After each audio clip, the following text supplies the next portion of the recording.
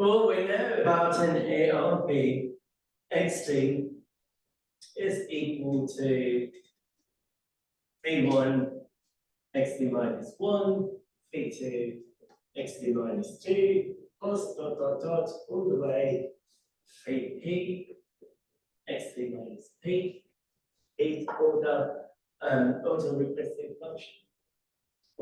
What I'm going to do is something funky.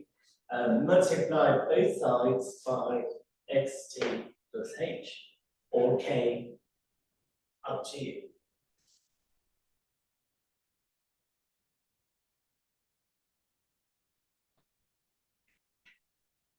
I don't want to write that entire expression again, so I'll just use the summation notation. I equals 1 to p, 3i, xt minus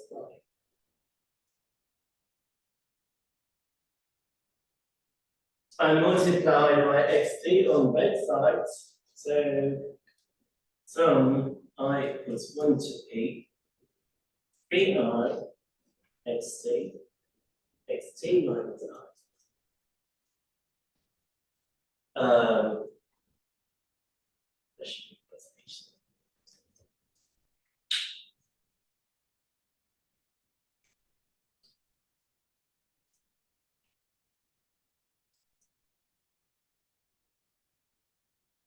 Good. Okay, what is this side?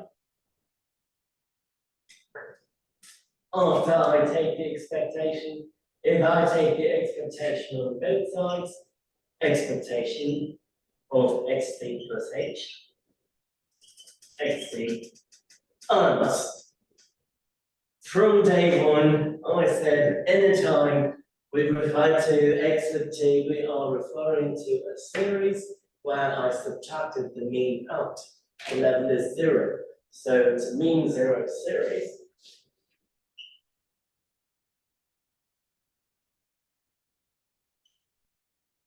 In practice, if that is a mean, then you just subtract it out. Then you apply the process. Once you fit the model, add the mean back.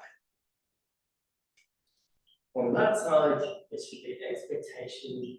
So I equals 1 to p, pi, xt plus h, xt minus I.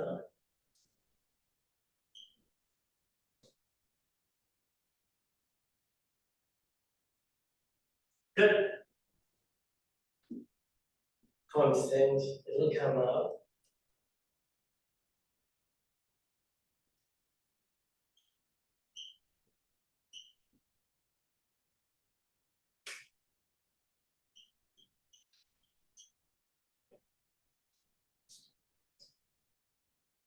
There is a connection between the left-hand side and the right-hand side. Observe that closely and tell me what that would be equal to. This side is just the covariance. Expectation of x, y. I did write this a long time ago. Covariance between two random variables. Expectation of xy minus expectation of x times expectation of y. Expectation is nothing but the mean. If the mean is 0, that term will go away. You simply have that. Correct? So, left hand side, gamma sort h. Right hand side,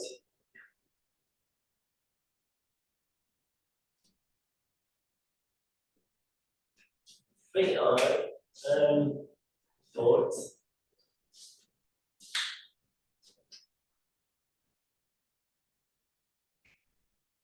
hint. I write this as gamma sub h because step 0, h steps from 0.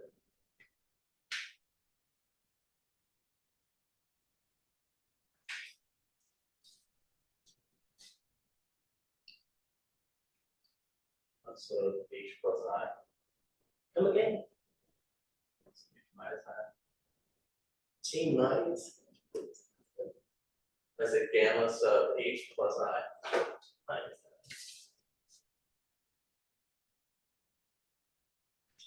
T minus T minus H steps. So the difference there would be T minus I minus T minus H. T's will go away. So you end up having minus I plus H, right?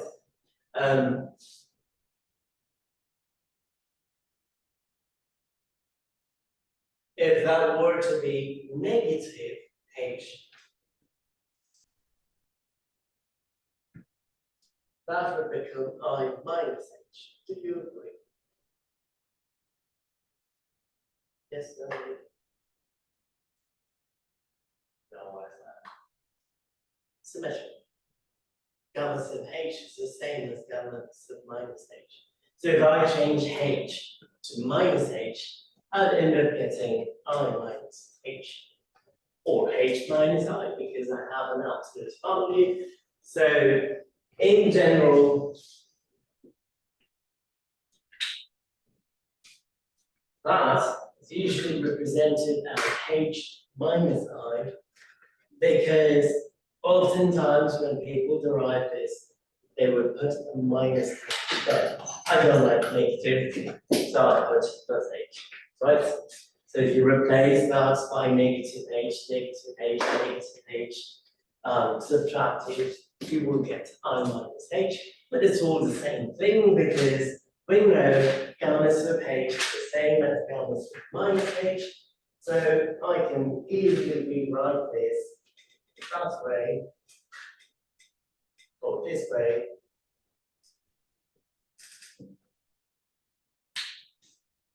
or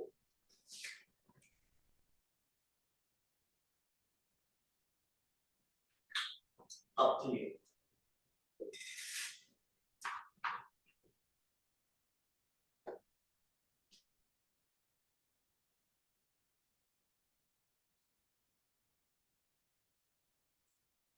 Long time ago, still keep going over here. I said there is this H equals I minus J that is going to keep on coming back over and over and over in this class, and here you are getting at the top. Good. Great expression, and if I divide both sides by gamma sub 0, can I erase this?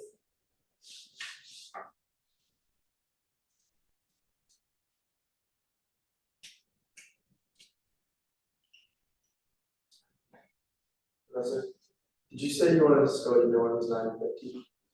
953, right? Yeah. Okay. Gamma sub H divided by gamma sub 0.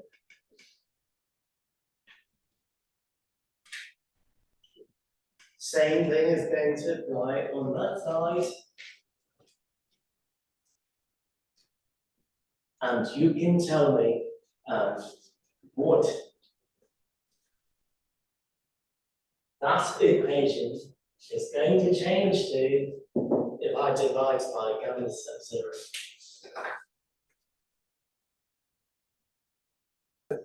So autocovariance divided by the variance gamma naught is simply the autocorrelation